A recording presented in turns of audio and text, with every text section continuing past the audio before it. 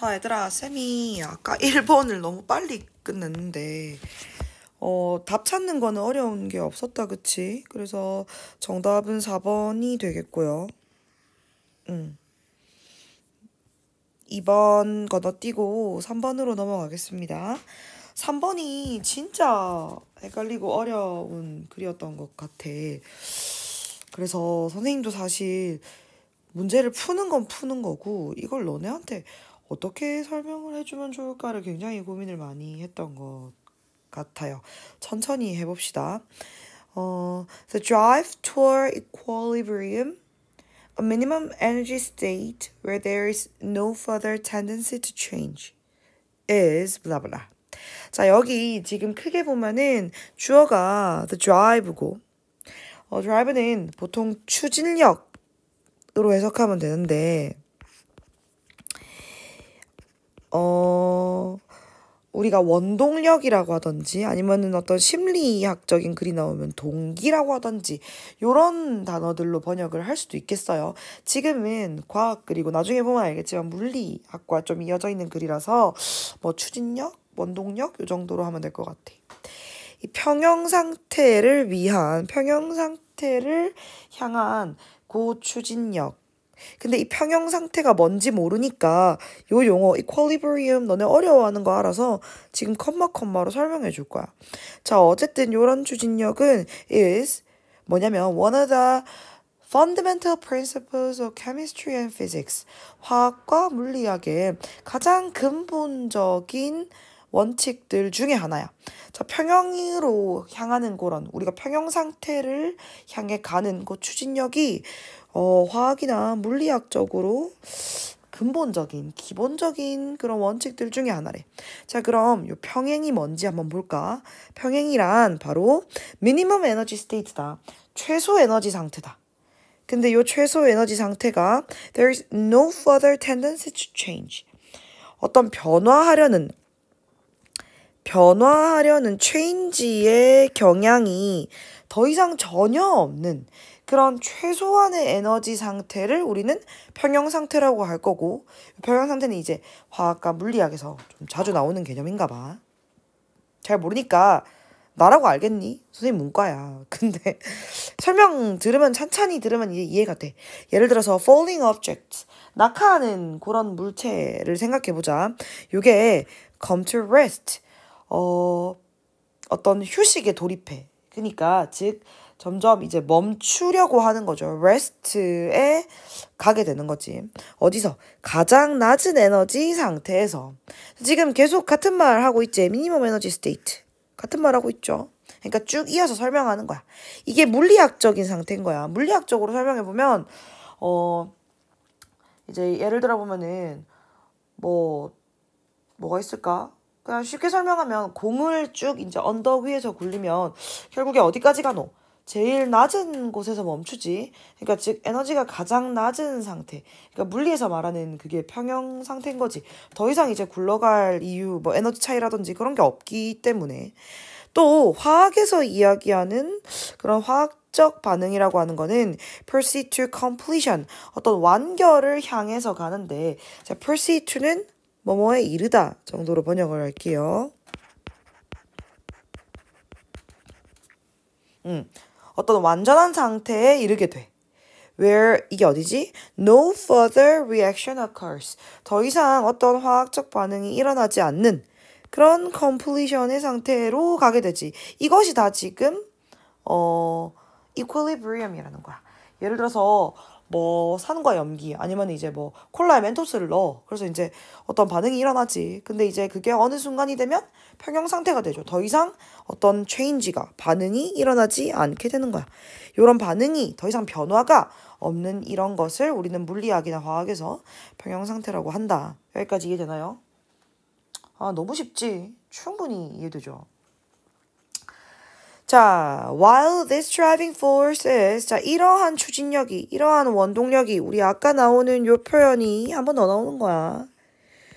요런 힘이 is manifest, 확실해, 명확해. 자, 여기 manifest는 형용사로 명확한, 막 정말 뚜렷하게 보이는 그 상태를 말합니다. 어디에서나 명확한 반면에 자 이게 우리가 사는 그 과학 세상에서 정말 명확하게 보여지죠.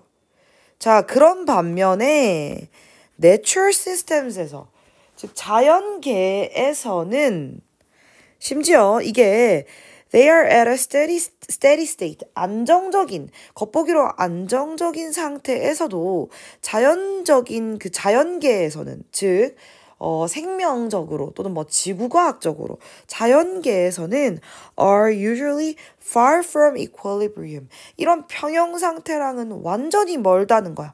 자, 지금 우리가 힌트를 만약에 얻는다고 하면 1번 이 come to rest는 뒤에 나오는 어떤 completion이라든지 더 이상의 변화가 일어나지 않는 즉 change가 더 이상 보이지 않는다는 이런 의미에서 충분히 문제를 풀 수 있을 것 같고 2번은 far from equilibrium.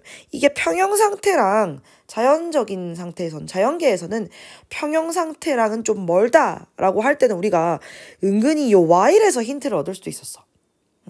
이게 우리가 말하는 요런 안정적인 상태로 가는 요런 원동력이 많은 것 같지만 자연계에서는 멀다. 자연계에서는 잘 없다. 자연계에서는 요 평형 상태가 택도 없다. far from. 이거랑 멀다. 라고 해석을 하기에 전혀 부족함이 없죠. 한 번 더 설명해 줄 거야. 한 번 더. 자연계에서 평형 상태. at equilibrium. 자, 일반적으로 평형 상태에서는 아까 뭐라 그랬어, 얘들아? 평형 상태. 뭐라고? 변화를 더 이상 하지 않으려고 하는 그런 최소한의 에너지 상태. 일반적으로 평형 상태에서는 properties, 특성, 예를 들어서 온도라든지 압력이라든지 이런 특성이 일정하겠지. 그 시스템을 통해서 쭉 그 관통해서 일정해. 그리고 이 시스템이라고 하는 것이 isolated from external influence. 뭔가 외부의 영향을 받지 않는 거랑 그거랑 조금 분리되어 있어. 이게 평형 상태야. 외부의 영향과 관계없이 이 내부의 어떤 더 이상 에너지가 최소한의 상태만을 유지하는 것을 우리는 equilibrium이라고 하는데 이것이 실제 세계에서는 전혀 그렇지 않아. 이거 우리 알잖아, 얘들아. 이런 조건 만들기 쉽지 않죠. 자, 그래서 우리가 이 랩에서 즉 laboratory 그러니까 실험실에서 자, 요 문장 한번 잘 보자. 이 문장을 보면 주어는 원이 될 건데 이런 실험실 경험의 이점 중 하나는 is 뭐이다? 대절이다 라고 하면서 요 대절이 좀 길어. 대절이 좀 길어. 에러레러레러레서 대절이 좀 길지. 문장 끝까지야. 진짜 말하고 싶은 건 여기야. 이 뒤에야. 그래서 실험실에서 얘기할 때 우리가 실험실에서 하는 거 뭐에 장점이 있노? When we actually try to measure properties at equilibrium. 자, 구조적으로 이걸 나눠보면 우리가 실제로 평형 상태에서 어떤 이런 특성들을, 성질들을 측정하려고 할 때 it becomes evident. 아까 했던 거 나오지? become 뒤에 형용사. 명확해진다. 뭐가 명확해져? 대절이 명확해져.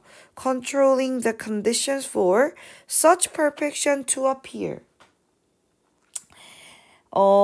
그런 완벽함이 나타나게 하기 위한 그런 조건들을 통제하는 것은 굉장히 실제로 어렵다. 그게 진짜 정말 어렵다는 것이 명백해진다. 뭐가 우리가 이걸 측정하려고 할 때 이거 조건 통제하는 거 너무 어렵다. 이걸 이제 우리가 알 수 있다는 게 어떤 실험실 경험의 장점 중에 한 개라는 거죠. 그러니까 다시 말하면 얘들아, 실험실 경험의 이점 중에 하나는 우리가 평형 상태에서 이런 성질들을 실제로 측정해 보려고 할 때, 온도라든지 압력이라든지 이런 걸 실제로 측정해 보려고 할 때 그 완벽함이 나타나도록 조건을 통제하는 게 실제로 너무너무 어렵다는 것을 우리가 명백하게 알 수 있다는 거지. 말이 길었지만 그냥 다시 말하면 실험실에 들어가야 하나 이게 가능하다는 거지. 내추럴 시스템 상태에서는 절대 어렵지. 이거 택도 없다. 맞지? 자, 여기 요 문장에서 얘들아 evident라고 하는 거는 명백하다라고 해서 전혀 무리 없이 이거를 이해할 수 있고, 요 뒤에 봐봐.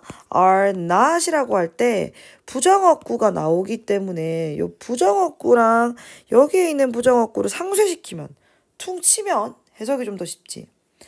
자연적인 자연계는 separable, 분리가 가능하다.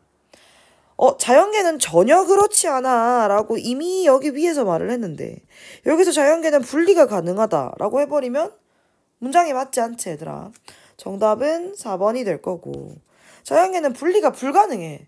이 물질들이 계속 왔다 갔다 하면서 흐르고, 또 어떤 이 특징들, 아까 말한 압력이나 기온과 같은 이런 특징들이 계속 바뀌기 때문에 이거 separable 하다고 하면 안 돼.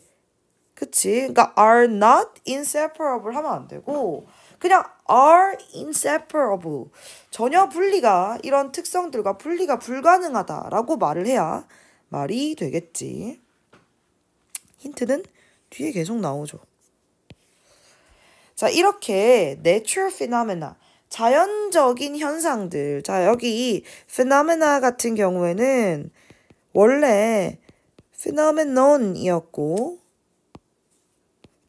이 phenomenon이 복수형으로 현상들이라고 할 때 phenomena가 됩니다. 그래서 지금 여기에 단수동사를 썼죠.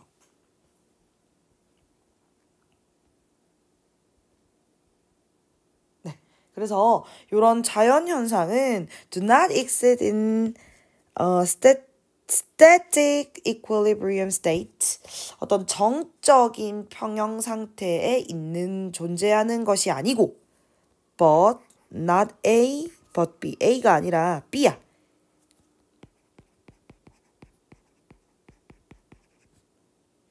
그럼 뭐야? are in movement at all scales. 모든 규모에서 항상 움직이고 있다. 여기는 움직이고 있다가 맞는 이유는 not in static, 어떤 정적인 상태가 아니기 때문에 movement에 있다.